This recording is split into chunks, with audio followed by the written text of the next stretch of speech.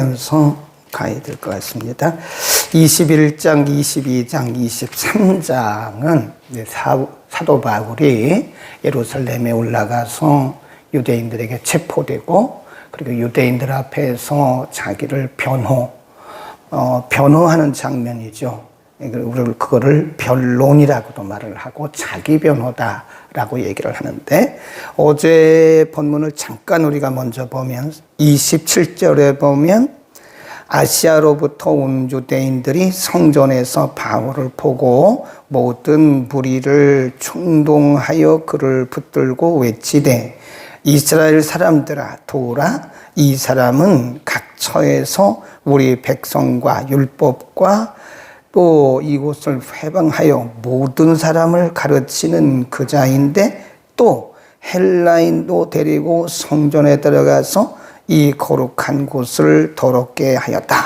그러니까 지금 유대인들에게 먼저 사도 바울이 붙들린 거죠. 그래서 유대인들이 바울에 대해서 죄목을 정하기를, 이 사람은 유대교의 반역자다, 그리고 유대인들을 선동하는 선동자다. 그러니까 유대교에 대한 반역, 불경건, 그리고 유대인들을 선동하는 그런 선동죄가 있다, 그렇게 얘기를 하죠. 그리고 29절, 이는 저희가 전에 에베소 사람 드로비모가 바울과 함께 성내에 있음을 보고 바울이 그를 성전에 데리고 들어간 줄로 생각함이라라. 이방인, 헬라인을 이렇게 유대인과 동일시하는 그런 아주 불경건한 사람이다, 그런 죄목을 쓴 거죠. 30절, 온 성이 소동하여 백성이 달려와 모여 바울을 급히 잡아 성전 밖으로 끌고 나가니 문들이 닫혀. 지금까지는 이제 성전 안에 있었던 있던 거고요. 31절, 저희가 그를 죽이려 할 때에 온 예루살렘에 요란하다는 소문이, 거기 줄겁시다. 군대의 천부장, 어제 줄거웠잖아요. 근데 이 군대는 로마 군대를 얘기하는 거예요. 이걸 지금 제가 다시 설명해야 우리가 이 21장, 22장, 23장은 여러분이 쉽게 이해를 할 수 있습니다. 유대 사회도 그 당시 로마가 전 세계를 정복하고 통치했어요. 그래서 대부분의 나라들이 로마의 통치를 받고 있었기 때문에 로마 군대들이 그 나라에 파견되어서 주둔을 하고 있었다고요. 근데 여기 나오는 이 천부장은 로마 군대의 1000명을 다스리는, 오늘날로 말하면 한 대대장쯤 되는 사람이다. 로마 군대의 지휘관입니다. 그렇게 보셔야 돼요. 32절, 저가 급히 군사들과 백부장, 이 백부장들도 역시 로마 군대의 지휘관이죠. 거느리고 달려 들어가서 저희가 천부장과 군사들을 보고 바울치기를 그치는지라, 이에 천부장이 가까이 가서 바울을 잡아 두 쇠사슬로 결박하라 명하고, 누구에게 무슨 일을 하였느냐 물으니, 그래서 로마 군대 지휘관이 명령하기를, 그럼 저 사람을 일단 쇠사슬로 결박하라, 이게 체포한 거예요. 그리고 물어봐요. 당신 누구야? 이렇게 물어보는 거예요. 로마 군대의 지휘관이. 거기 그 말씀입니다. 거기 보세요.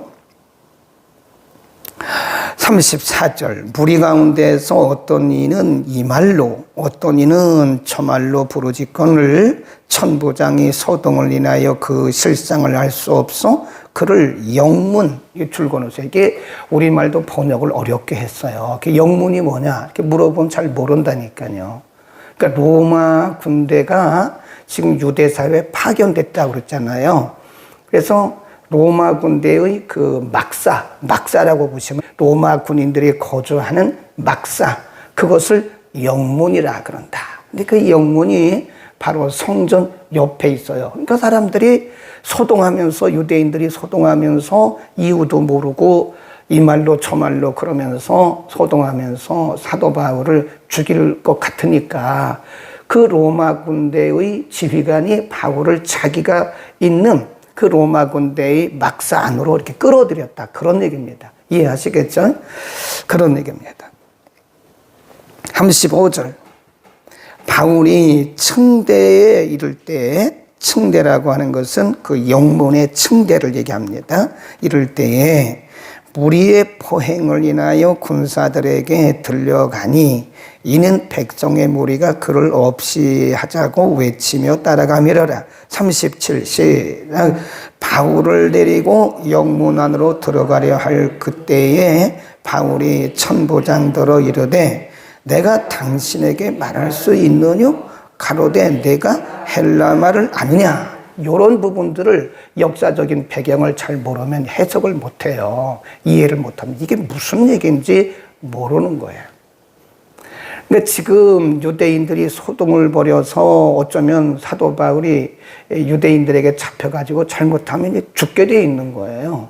영문도 모르는 거죠. 그러니까 로마 군대의 지휘관이 바울을 데리고 자기들이 거주하는 영문 안으로 그 막사 안으로 들어가려고 하는데 끌고 들어가는 거죠. 그때 사도 바울이 그 군대 지휘관에게 말하기를 내가 당신에게 좀 말을 해도 되겠어요? 그러니까 그 지휘관이 하는 얘기가 당신이 헬라어를 할 수 있어? 헬라어, 그다 줄거세요. 이 헬라어는 코인의 헬라어라 그래서 오늘날 영어와 같은 거예요. 그래서 이 보통 사람들이 사용하는 겁니다. 오늘날 우리가 보면 어느 나라 가든지 영어는 공통하잖아요. 공통어. 그러니까 영어를 하면 중국에 가도 러시아 가도 미국 가도 프랑스 가도 인도 가도 필리핀 가도 다 통하는 거 아닙니까? 여기서 말하는 헬라어가 그 코인의 헬라어라 그러는 거예요. 그러니까 바울을 좀 우습게 본 거죠. 유대인들이 막 잡아서 죽이려고 그러니까 이 총부장이 바울을 좀 쉽게 본 거예요. 그리고 말하기를 당신이 헬라어를 할 줄 알아? 이렇게 물어보는 거예요. 오늘날로 말하면 당신이 영어를 할 수 있어? 그 말이에요. 그러니까 바울이 뭐라고 얘기를 하느냐.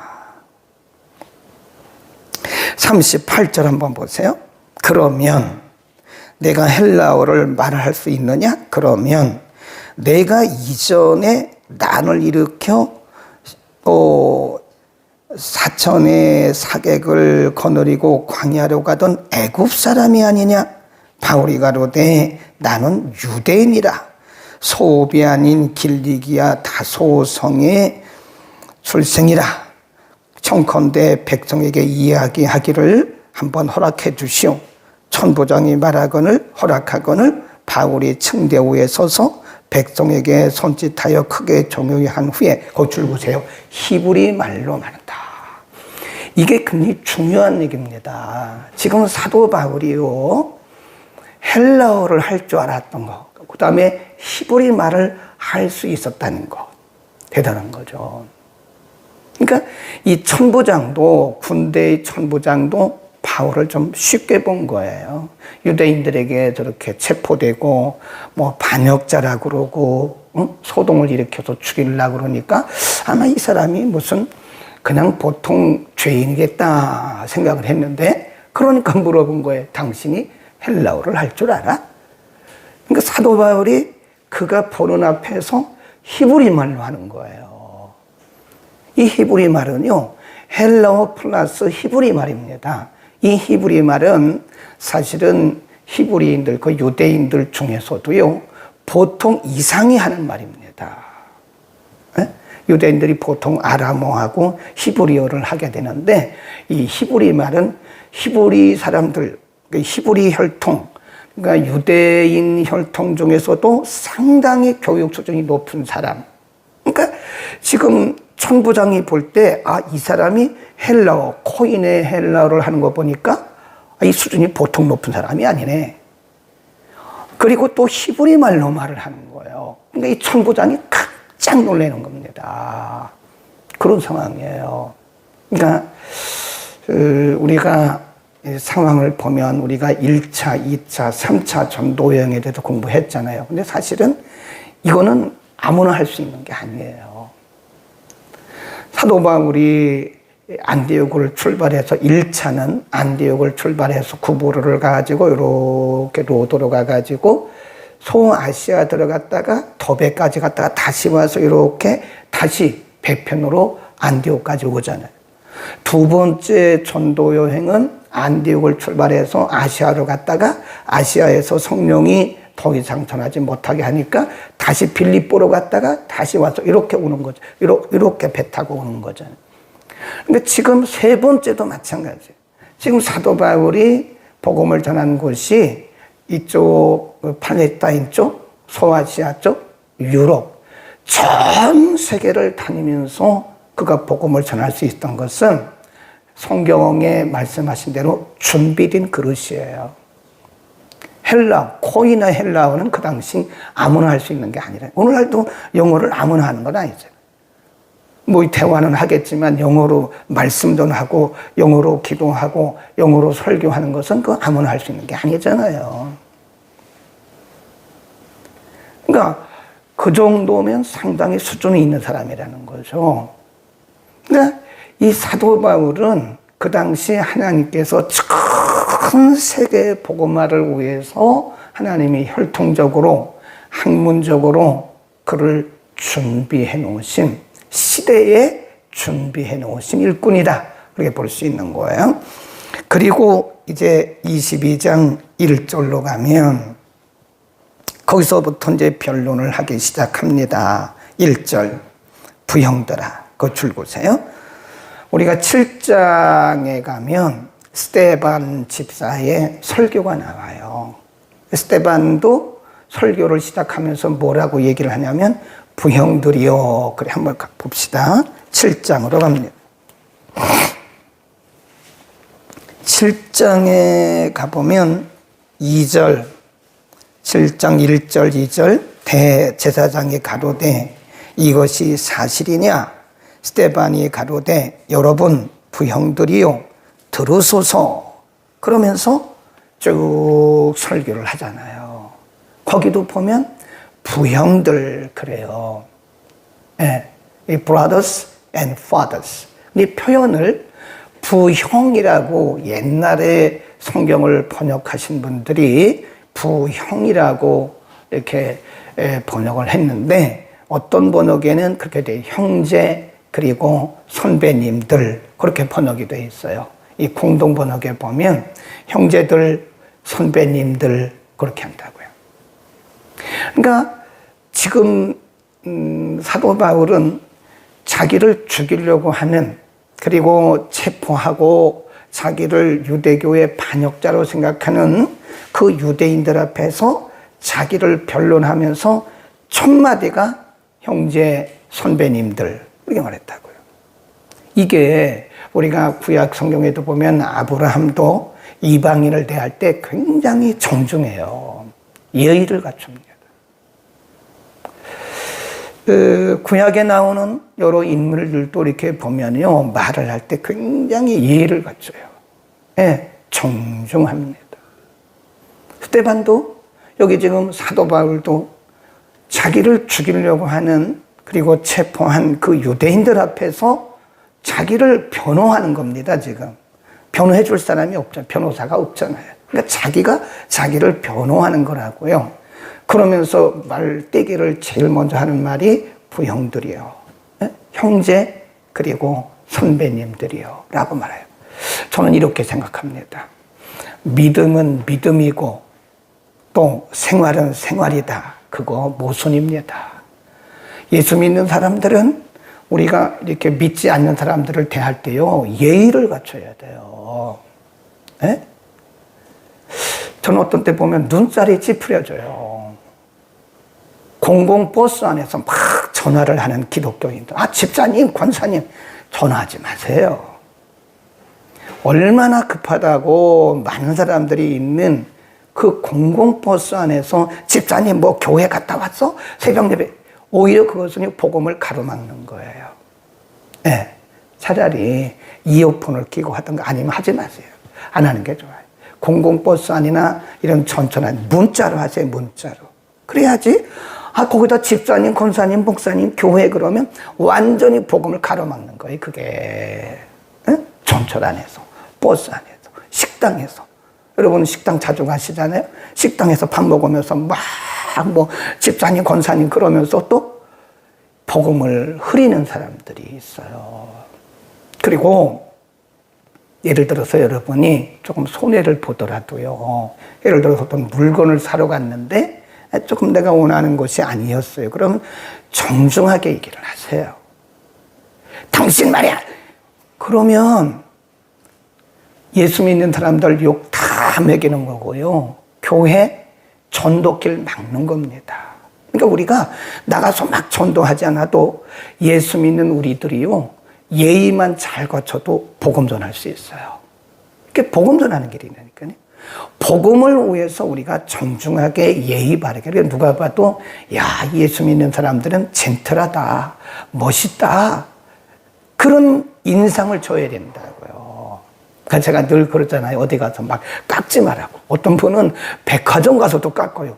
안 깎으면 잠이 안 온다잖아요. 잠이 안 온다고. 그거 왜 깎아요?